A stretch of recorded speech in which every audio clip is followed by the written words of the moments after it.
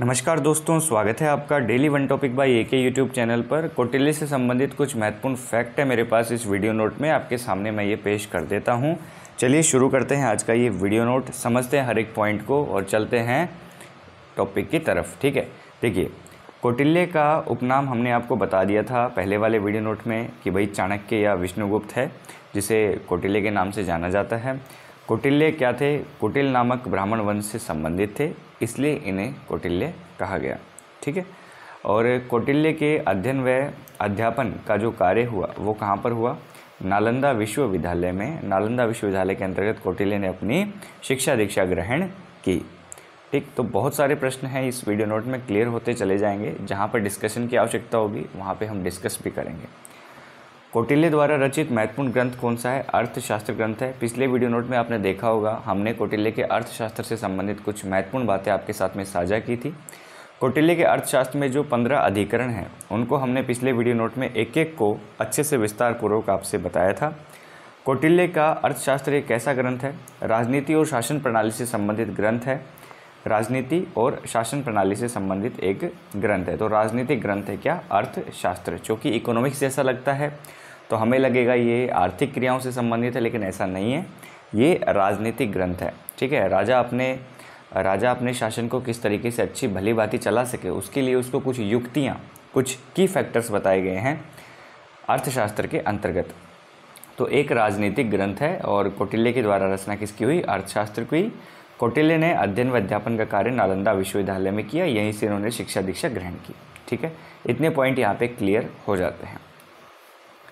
Next हम बात करें तो अर्थशास्त्र में क्या क्या है? हमने पिछले वीडियो नोट में भी आपसे कहा था 15 अधिकरण है, 150 अध्याय है और 180 प्रकरण है। इस पॉइंट को बिल्कुल ध्यान में रखिएगा, क्योंकि आपसे प्रश्न ऐसे पूछा जा सकता है डायरेक्टली कि भाई अर्थशास्त्र में कितने अधिकरण हैं? तो भाई 15 अधिकरण हैं। कितने अध्याय हैं? तो भाई 150 अध्याय हैं। कितने प्रकरण दिए हुए हैं? तो 180 प्रकरण दिए हुए हैं।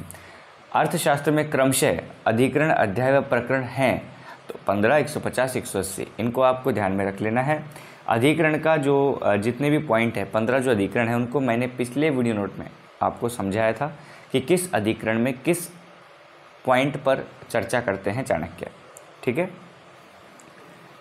नेक्स्ट देखिए, कौटिल्य ने राज्य की उत्पत्ति संबंधित सिद्धांत को किस रूप में स्वीकार किया? तो कौटिल्य ने राज्य की उत्पत्ति संबंधित सिद्धांत में समझौता सिद्धांत को इन्होंने स्वीकार करते हैं।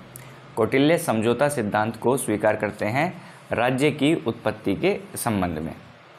ठीक है, इसको हम जब आपसे डिस्क्रिप्टिव बातचीत करेंगे तो उसके अंदर हम आपको बता देंगे कि राज्य उत्पत्ति से संबंधित कौटिल्य क्या समझते हैं। तो थोड़ा बहुत तो हम आपको यहाँ पे बता देते हैं कि भाई राज्य की उत्पत्ति संबंधित ये कहते हैं कि राज्य की उत्पत्ति एक संविदा है। संविदा कॉन्ट्रैक्ट है, कॉन्ट्रैक्ट यानी समझौता है। एक पॉइंट तो यहाँ पे क्लियर होता है। दूसरा, कौटिल्य के अनुसार जो आदिकाल का जो समय था वो मत्स्य न्याय की स्थिति थी। ठीक है, और कौटिल्य ने राज्य को अपने आप में साध्य माना है तथा राजा को जनता का सेवक कहा है। राज्य को अपने आप में साध्य माना है और राजा को जनता का सेवक कहा है। किसने कहा है? कौटिल्य ने। तो कौटिल्य ने राज्य की उत्पत्ति सिद्धांत में समझौता, संविदा या कॉन्ट्रैक्ट थ्योरी को माना है। ठीक है, नेक्स्ट देखिए, राज्य का सप्तांग सिद्धांत किसका है? तो राज्य का सप्तांग सिद्धांत कौटिल्य ने भी दिया है। तो कौटिल्य ने जो सप्तांग सिद्धांत में 7 अंग जो राज्य के बताए हैं, वो 7 अंग कौन कौन से हैं? तो वो 7 अंग है दोस्तों, स्वामी, अमात्य, जन, दुर्ग, दंड, कोश, मित्र। फिर से समझ लीजिए, सप्तांग सिद्धांत, कौटिल्य के सप्तांग सिद्धांत में राज्य के 7 अंग हैं। पहला है स्वामी, दूसरा अमात्य, तीसरा जन, चौथा दुर्ग, पांचवा दंड, छठा कोश और सातवां मित्र। स्वामी, अमात्य, जन, दुर्ग, दंड, कोश, मित्र। ठीक है, स्वामी का मतलब यहाँ पर सीधी सीधी बात है, स्वामी का मतलब कहा जा रहा है सप्तांग सिद्धांत में, तो स्वामी का मतलब और कुछ नहीं होगा। स्वामी का मतलब क्या होगा? राजा होगा। क्या होगा? राजा। ठीक है, शासक होगा जो शासन करेगा। इसी प्रकार से अमात्य का मतलब राजा के पास में मंत्री या उच्चाधिकारी, ये क्या होगा? अमात्य होगा। जन या जनपद का मतलब जनता या भूमि, जनता तथा भूमि।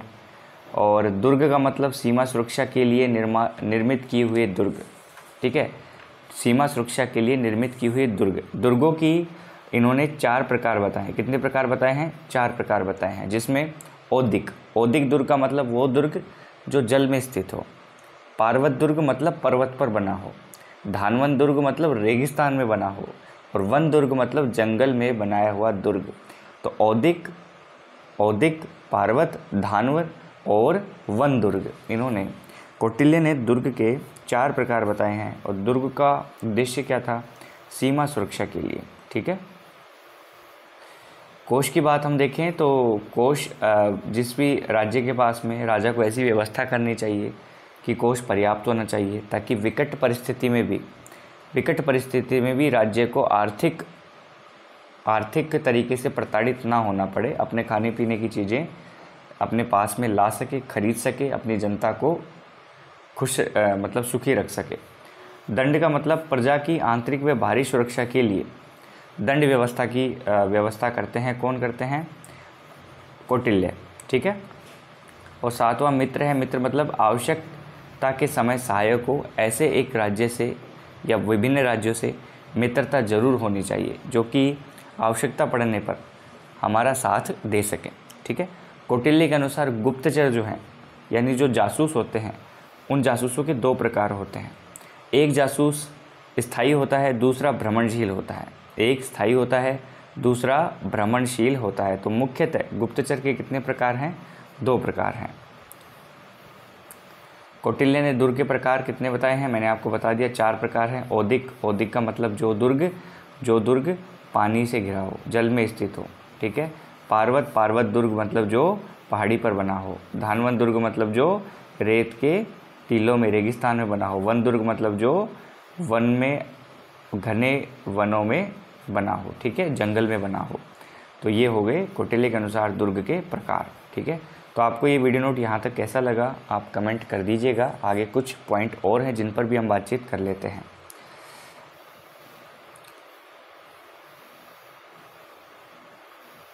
देखिए, कौटिल्य ने राज्य का प्राण किसे माना है? तो न्याय प्रणाली को कौटिल्य ने राज्य का प्राण माना है।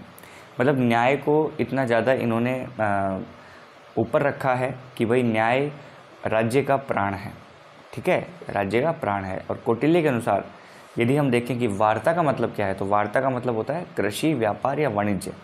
बातचीत नहीं होता, कृषि, व्यापार और वाणिज्य का मतलब वार्ता से लिया गया है, ठीक है। नेक्स्ट देखिए, कौटिल्य के अनुसार न्यायालय 2 प्रकार के हैं, धर्मस्थनीय और कंटक शोधन। पिछले वीडियो नोट में भी हमने आपसे बातचीत की थी। धर्मस्थनीय और कंटक शोधन से संबंधित हमने आपसे बातचीत कर ली थी पिछले वीडियो नोट में।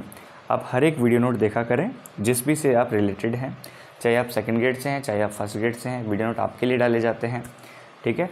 अंतर्राज्यीय संबंधों की नीतियों में साम, दाम, दंड, भेद उपाय बताए हैं। और मंडल सिद्धांत किसने दिया? तो मंडल सिद्धांत दिया कौटिल्य ने। मंडल सिद्धांत कौन देते हैं? मंडल सिद्धांत देते हैं कौटिल्य, ठीक है। और कौटिल्य ने राज्य के कितने अंग माने? मैंने आपको अभी बताया था थोड़ी देर पहले, 7 अंग माने, जिसमें स्वामी, अमात्य, जनपद, दुर्ग, कोष, दंड और मित्र ये सभी शामिल है।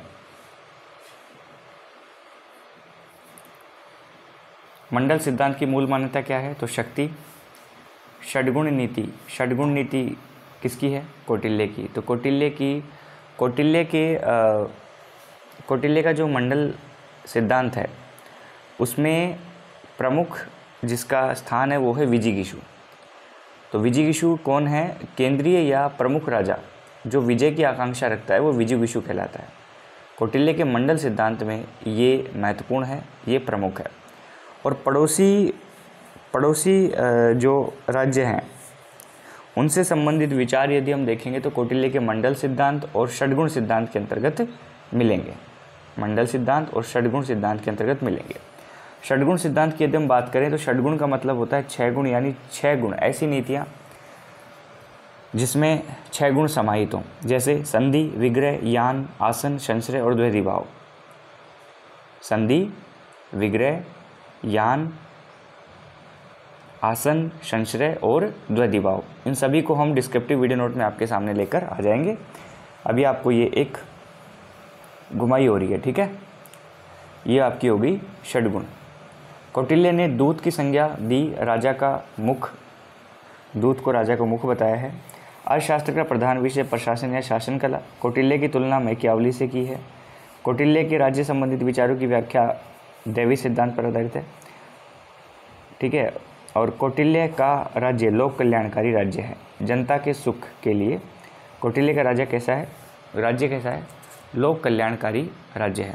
मतलब कौटिल्य राज्य की सुरक्षा सर्वोपरि मानते हैं, ये हम समझ सकते हैं। और कौटिल्य ये भी कहते हैं कि जब लोग दरिद्र होते हैं तो लालची हो जाते हैं, जब वे लालची होते हैं तो असंतुष्ट हो जाते हैं, असंतुष्ट होने पर वे स्वेच्छा से शत्रु के पक्षधर हो जाते हैं और अपने स्वामी का नाश कर देते हैं। ये किसने कहा, कौटिल्य ने, ठीक है ना। और चंद्रगुप्त मौर्य प्रधान का जो महामात्य था वो कौन था, कौटिल्य था। हिंदू राज शासन व्यवस्था पर आधारित सबसे प्राचीन कृति कौन सी है, तो वो अर्थशास्त्री है, ठीक है। इस प्रकार से हमने आपको इस वीडियो नोट में बहुत सारी चीज़ें बताई हैं। तो प्राचीन भारतीय राजनीतिक चिंतन का जनक है कौटिल्य। भारत का मैकियावली कहा जाता है कौटिल्य को। कौटिल्य की तुलना मैकियावली से इसलिए की गई क्योंकि इन्हें भारत का मैकियावली कहा जाता है, ठीक है। तो चलिए इस वीडियो नोट में इतना ही दोस्तों, मिलते हैं नेक्स्ट वीडियो नोट में एक नए टॉपिक के साथ में। Thank you so much.